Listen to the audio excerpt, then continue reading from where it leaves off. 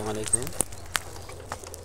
আত্রাই নদী নওগাঁ জেলার সবচেয়ে বড় নদী, তার এই অবস্থা, কোথাও পানি নেই। যেখানে গর্ত আছে, এই যে কুমারেরা মাটি তুলে যে গর্ত হয়েছে, গর্ততে কিছু পানি আছে, পুরাটাই শুকনো, একদম মরুভূমির মতো হয়ে আছে। আপনারা দেখতে পাচ্ছেন, এটা হলো মান্দা থানা জুতবাজারের কিছু অংশ।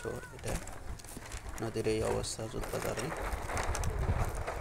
যে গর্তগুলো দেখা যাচ্ছে, এগুলো সবই কুমারেরা মাটি নিয়ে গেছে এবং হাঁড়ি পাতিল বানানোর জন্য মাটি।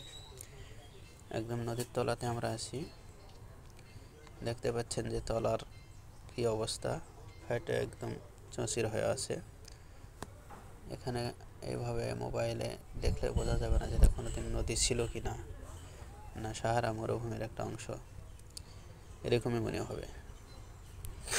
তো দেখেন কীভাবে ফাটছে নদীর তলা, একদম নদীর তলদেশ।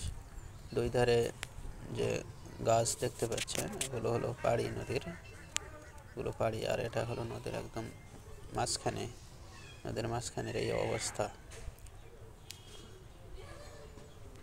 আত্রাই নদীর দুই ধারে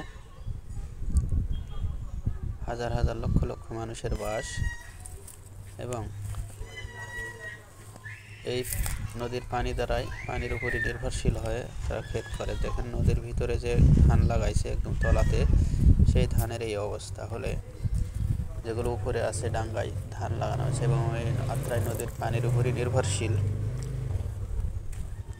হাজার হাজার মানুষ এবং হাজার হাজার একর জমির ফসল ক্ষতির সম্মুখীন হচ্ছে এই পানি না থাকার কারণে। তো দেখেন আপনারা যে কী অবস্থা,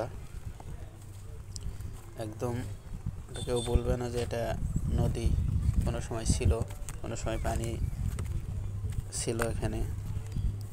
এখন তো মনে হচ্ছে যে কোনো সময় পানি ছিল না এখানে। এই অবস্থায় এটা একদম চৌচির হয়ে আছে। দুই ধারে যে গাছগাছলা দেখা যাচ্ছে, এগুলো পাড়ি রাস্তার উপরে, আর এটা হলো নদীর ঠিক মাঝখানে নিচে। এটা আমি যাচ্ছি নদীর নিচ দিয়ে, আর সামনের দিকে যে গর্ত দেখা যাচ্ছে, এই গর্তটা মূলত হলো ডেজার্ট দিয়ে যে বালু উত্তোলন করেছে। বালু উত্তোলন করার পরে এই যে গর্তটা হয়েছে, এই গর্তের মধ্যে কিছু পানি আছে। এই গর্ত, ওই যে আরও 2-3টা গর্ত, এখানে বালু উত্তোলন করার কারণে এই গর্তের মধ্যে কিছু পানি দেখা যাচ্ছে। তাছাড়া কোথাও পানি নাই, একদম মরুভূমি, একদম সাদা মরুভূমি। এবং নদীর তলায় যে ঘাস হয়েছে, তলদেশে ঘাস হয়েছে, তার মানে কতদিন থেকে নদী শুকিয়ে আছে, বহুত দিন থেকে নদী একদম শুকিয়ে আছে। তো সামনে যে দেখা যাচ্ছে একটা গর্তের মতো, ওই যে গর্তটা মূলত ওই ডেজার্ট দিয়ে বালু তোলার কারণে এই গর্ত, তাছাড়া কোথাও পানি নাই, একদম চৌচির, ফেটে সব দিকে চৌচির হয়ে আছে। দেখছেন যে দুইটা ছেলে ওখানে জাল করে মাছ ধরার চেষ্টা করছে।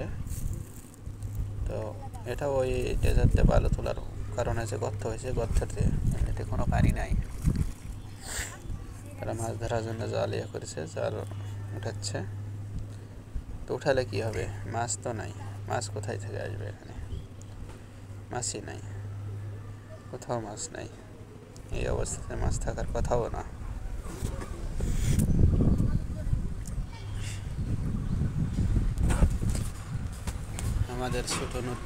আমাদের বড় নদী চলে বাঁকে বাঁকে, বৈশাখ মাসে পুরোটাই শুকিয়ে থাকে, সেই অবস্থা হয়েছে আমাদের। দেখেন মাছ নাই, জাল উঠাচ্ছে কিন্তু মাছ নাই, কোনো মাছ পায়নি।